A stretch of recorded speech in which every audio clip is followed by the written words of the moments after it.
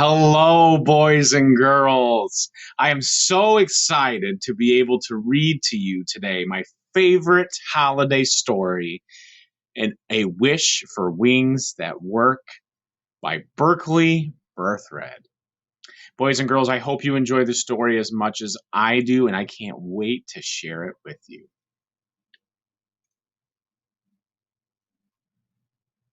It was a good morning to fly, even if it had come late and slow and so cold that a penguin feared his nose might freeze and drop off like one of the icicles hanging over the porch. Fly, Opus whispered to himself as he ran to the top of Duck's Breath Ridge at dawn to watch the snow ducks soar above. Fly, he whispered, as he lifted his wings and waited to be swept up beneath the fading Christmas moon with the other birds.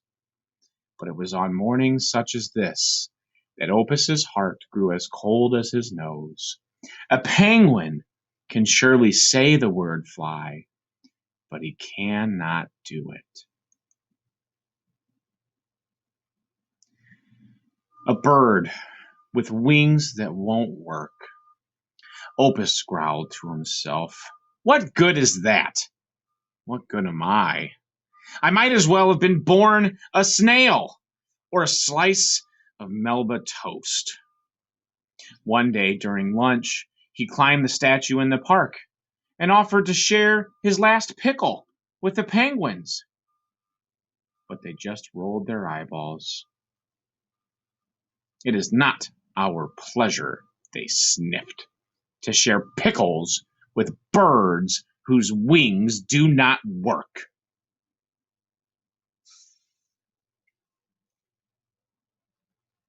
Well, if my wings will not lift me, I'll find something that does, thought Opus. He heard a man screaming on TV about a new product everyone should own called a flap-o-matic. Opus quickly ordered one. When it arrived, he put it together and hoped everything was right, since the instructions were written in a different language. Opus carried it up to Vulture's Gorge, strapped it on, and wound up the rubber band. Stepping to the edge, Opus looked down to the bottom 3 miles below. Wow, he gulped.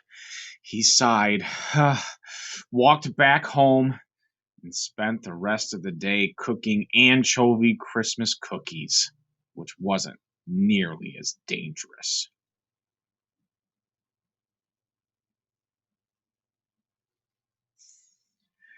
And then Opus knew what he should do.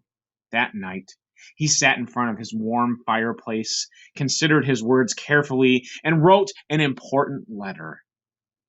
Dear Santa Claus, in the past, I have asked for a scarf that would last.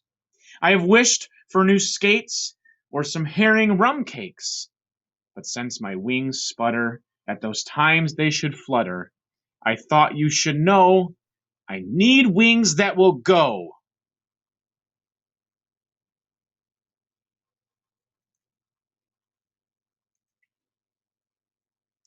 Christmas Eve soon arrived, and after leaving a note of welcome to Santa Claus in the fireplace, the penguin whose wings would not work tucked himself into bed. He burrowed down deep in his thick quilt, curled his knees up to his chin, wrapped his nose one last time, and as a flock of snow ducks drifted silently across the Christmas moon, closed his eyes. Fly, Opus whispered to himself just before falling asleep. I'll be flying on Christmas morning. And then he was snoring.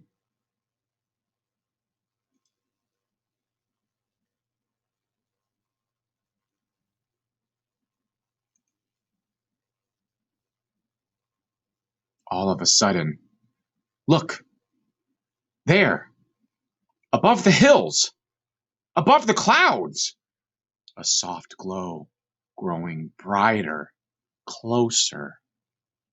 What is that? It was much too early for the sun. Maybe it was a duck with a flashlight.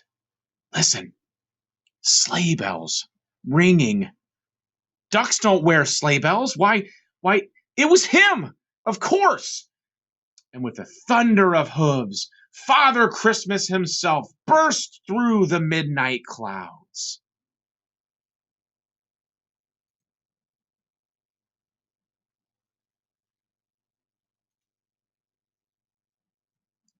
On over the countryside, Santa's sleigh swooped and glided and zoomed and. Wait, there was a bump, a little thump. Probably just some bumpy air, or maybe not. Something was not right. A small piece of the harness had broken away. The reindeer flew on, but Santa's sleigh plummeted like a meteor toward the lake.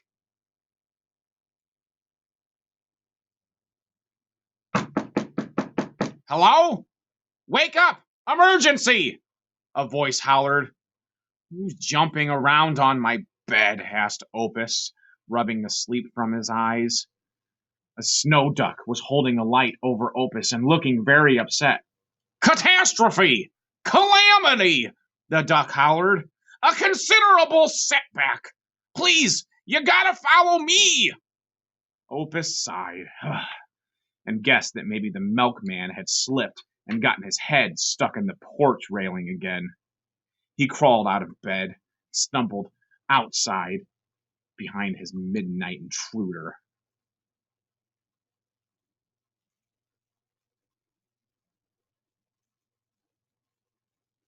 There! Said the snow ducks, and they pointed toward the dark lake. They lifted the little penguin so we could see better. Opus could just make out something. A lantern out on the water, a big man with a white beard standing atop a sleigh that was teetering, that was rocking and sinking. Opus gasped in horror. Down in the snowy bank, Opus scampered, a flash of black and white as he hit the water. With a roar, a shimmering curtain of spray erupted behind the rushing missile. It held in the air for the longest of seconds, catching the moonlight before falling. Toad frogs leaped, catfish jumped, and Opus flew. Strong and fast through the icy water, a wonderful, roaring, graceful torpedo sailing through the darkness. He was swimming, and swimming, after all, is what penguins do best. There! Whispered a snow duck from the water's edge. Look! There! He said, pointing now for something was moving toward them. It was Opus, and he was pulling that great Christmas sled and all of the toys through the freezing water with the reins in his teeth. There was great sloshing and frothing and laughing. Somebody was laughing. Out from the sleigh, a deep voice of good cheer drifted in over through the water. Ho, ho, ho, ho! It rumbled faintly. Ho, ho, ho, go!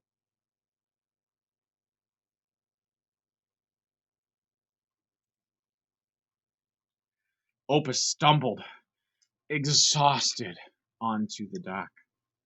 His arms ached, and it hurt to breathe. He noticed many eyes watching him, and he tried his best to straighten his soggy red bow tie. He had brought the sleigh safely to shore. The reindeer were waiting there patiently. The large man in the red suit approached, grasped his hand, and shook it gently. Santa's wide pink face came down close, and his whisker brushed Opus's ear. Opus noticed his kind eyes, one of which winked softly. I see no penguin here, Santa whispered, whose wings only sputter. Tonight it was courage that flew yours beyond others. He whirled, and with a snap of his whip and a hearty laugh, he and the sleigh sailed up toward the stars.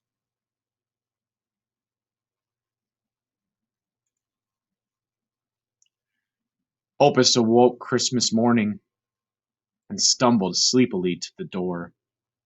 But he found something besides the morning paper outside.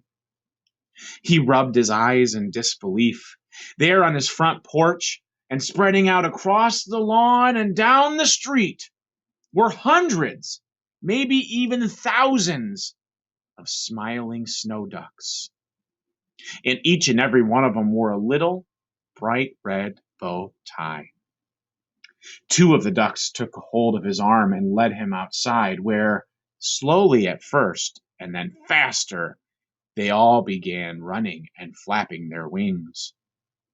What's going on? Said Opus, but he already knew, for his feet weren't on the ground anymore. Over the street and above the houses, those ducks carried Opus until they were way, way above Duck's Breath Ridge. Down below, people looked up, for they could hear a voice somewhere above the clouds. It was a penguin whose wings didn't work, laughing because he surely was flying on Christmas morning.